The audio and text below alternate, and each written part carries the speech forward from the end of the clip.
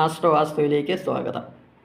1200 ആണ്ട് ചിങ്ങമാസം 1 മുതൽ കർക്കിടക മാസം 31 വരെയുള്ള 12 രാശിക്കാരുടെ സമ്പൂർണ്ണ വർഷഫലമാണ് ഞാൻ പറയാൻ പോകുന്നത്. ഈ വീഡിയോയിൽ മേടം, ഇടവം, മിഥുനം എന്നീ 3 രാശിക്കാരുടെ ഫലങ്ങളാണ് പറയുന്നത്. ശേഷമുള്ള രാശിക്കാരുടെ ഫലം അടുത്ത വീഡിയോയിൽ പറയും. വർഷഫലം പറയുന്നത് കൂടുതൽ സമയം ഒരു രാശിയിൽ നിൽക്കുന്ന ഗ്രഹങ്ങളെ പരിഗണിച്ചായിരിക്കും. ഇവിടെ ഗുരു 2025 മെയ് 14 ഇടവൻ രാശിയിൽ നിന്നും മിഥുനൻ രാശിയിലേക്ക് സഞ്ചരിക്കും.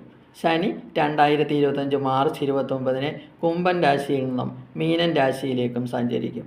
2025 മെയ് 18 രാഹു മീനത്തിൽ നിന്നും കുംഭത്തിലേക്ക് രാശി മാറും.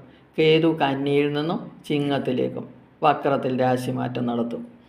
ഇനി നമുക്ക് ആദ്യമായി 2200 ആണ്ട് മേടക്കൂറുകാർക്ക് എന്തൊക്കെ ഫലങ്ങളാണ് കൊടുക്കുന്നതെന്ന് പരിശോധിക്കാം. അശ്വതി, ഭരണി, കാർത്തിക, കാൽ നക്ഷത്രങ്ങൾ ചേർന്നതാണ് മേടക്കൂറ്. മേടത്തിൻ്റെ 11ാം ഭാവത്തിലാണ് ശനി നിൽക്കുന്നത്. ഗുരു 2ാം ഭാവമായ ഇടവത്തിലും രാഹു 12ലും. 1200 ആണ്ട് മേടക്കൂറുകാർക്ക് അനുകൂല ഫലങ്ങളാണ് നൽകുന്നത്. ശാരീരികവും മാനസികവും സാമ്പത്തികവുമായി മേടക്കൂറുകാർ അനുഭവിച്ചു കൊണ്ടിരുന്ന എല്ലാ പ്രശ്നങ്ങൾക്കും ഒരു ശമനമുണ്ടാകും. എല്ലാ തരത്തിലുള്ള സാമ്പത്തിക നേട്ടങ്ങളും ജീവിത സുഖങ്ങളും അനുഭവത്തിൽ വരും. വിദ്യാർത്ഥികൾക്ക് വിദ്യാ വിജയമുണ്ടാകും. ഉപരിപഠനത്തിന് പോകാനുള്ള അവസരമുണ്ടാകും. ഉദ്യോഗാർത്ഥികൾക്ക് വിചാരിക്കുന്ന ജോലിയിൽ കയറാൻ കഴിയും. ഉദ്യോഗസ്ഥർക്ക് പ്രമോഷനുകൾ കിട്ടും. സാമ്പത്തിക വർധനവുണ്ടാകും. സാമ്പത്തികമായി നഷ്ടം അനുഭവിച്ചു കൊണ്ടിരുന്ന ബിസിനസ്സുകാർക്ക് നേട്ടങ്ങളുണ്ടാകും. അവരുടെ ബിസിനസ് വിപുലീകരിക്കാൻ കഴിയും.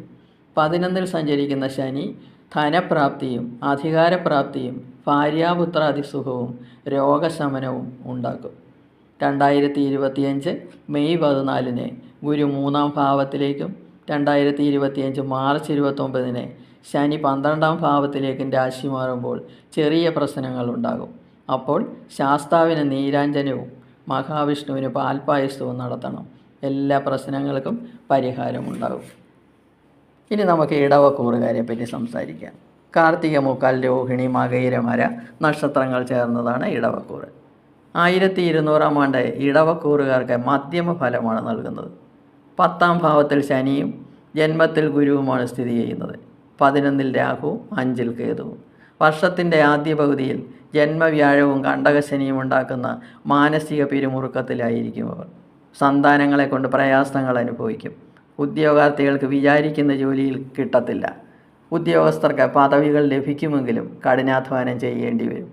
കലാകാരന്മാരും രാഷ്ട്രീയക്കാരും സൂക്ഷിക്കേണ്ട സമയമാണ്. ഉദ്യോഗസ്ഥർ തൊഴിൽ സ്ഥലത്ത് വളരെ നല്ല പെരുമാറ്റം കാണിക്കണം. ജോലി ചെയ്യുന്ന സ്ഥലത്ത് നിന്ന് മാറണമെന്ന് തോന്നിയാൽ മാറരുത്. പലതരത്തിലുള്ള അധിക ചെലവുകൾ ഉണ്ടാകാൻ സാധ്യതയുണ്ട്. വിദ്യാർത്ഥികൾക്ക് പഠനത്തിന് വിജയമായിരിക്കും ഫലം. കാരണം ഗുരു 5ാം ഭാവത്തിലേക്ക് വീക്ഷിക്കുന്നുണ്ട്. ചിലവുകൾ നിയന്ത്രിക്കണം. വർഷത്തിൻ്റെ 2ാം പകുതിയിൽ നവംബർ 14 ശേഷം ഗുരു 2ാം ഭാവത്തിലേക്ക് സഞ്ചരിക്കും.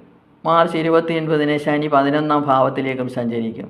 ഇതിനുശേഷം നിങ്ങളുടെ എല്ലാ പ്രയാസങ്ങളും അകന്ന് നിങ്ങൾക്ക് രാജയോഗപ്രദമായ ഒരു ജീവിതം ലഭിക്കും.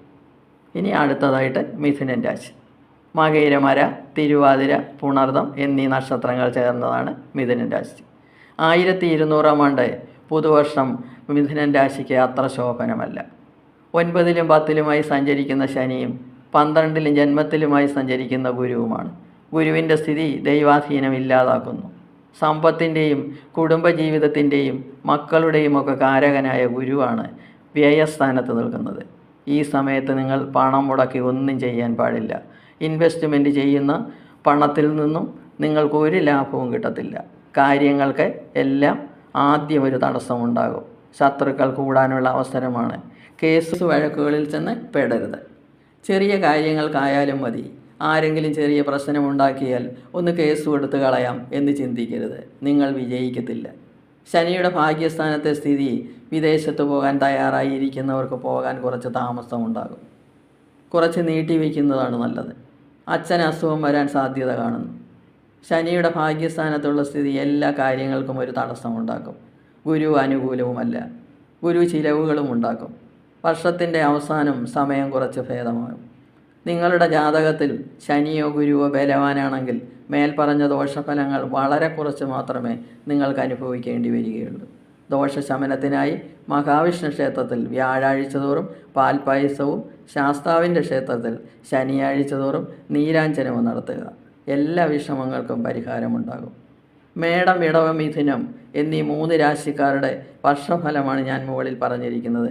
ബാക്കിയുള്ള രാശിക്കാരുടെ ഫലങ്ങൾ അടുത്ത വീഡിയോയിൽ വിവരിക്കാം. എല്ലാവർക്കും വേണ്ടി പ്രാർത്ഥിച്ചുകൊണ്ട് നിർത്തുന്നു. വീഡിയോ ഇഷ്ടപ്പെട്ടെങ്കിൽ സബ്സ്ക്രൈബ് ചെയ്യുക. സംശയങ്ങൾക്ക് വാട്സപ്പ് നമ്പറിൽ ബന്ധപ്പെടുക.